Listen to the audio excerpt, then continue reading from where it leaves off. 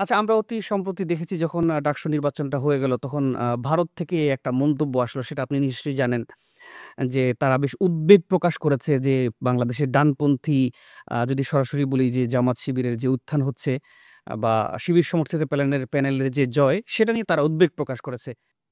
আপনি এই মন্তব্যকে বা তাদের যে সরাসরি গণমাধ্যমে তাদের যে উদ্বেগ প্রকাশ করা হয়েছে, এই বিষয়টাকে আপনি কিভাবে দেখেন? এই উদ্বেগকে আমি আমি মানে পজিটিভলি দেখছি। মানে ভারত যত উদ্বেগ প্রকাশ করবে, যত চিন্তিত হবে, ভারত যত টেনশন ফিল করবে, তত আমাদের দেশের জন্য ভালো। আমরা ততটা মনে করবো যে আমরা সঠিক লাইনে আছি। ভারত খুশি থাকলে মনে করতে হবে আমরা বিপদে আছি, আর ওরা টেনশনে থাকলে আমরা ভালো আছি। এখন দেখেন, এখানে দক্ষিণ পন্থার উত্থান হবে নাকি উত্তর পন্থার উত্থান হবে, এটা ভারতের ম্যাটার কি? ভারতের মানে টেনশনের কারণটা কি? আমার দেশ, আমার চিন্তা, ঠিক না? তো এখন কথা হচ্ছে, এখানে তো আসলে দক্ষিণ পন্থার উত্থান হয় নাই।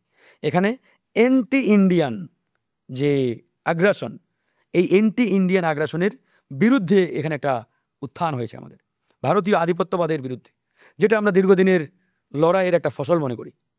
তো সেই ফসলটাই হচ্ছে এটা, এই বর্তমান যে অবস্থা। তো সেই জায়গা থেকে আমরা মনে করি এটা আমাদের বড় একটা অ্যাচিভমেন্ট, একটা বিজয়, যে ভারতীয় আধিপত্যবাদের বিরুদ্ধে বাংলাদেশের জনগণ জেগে উঠেছে।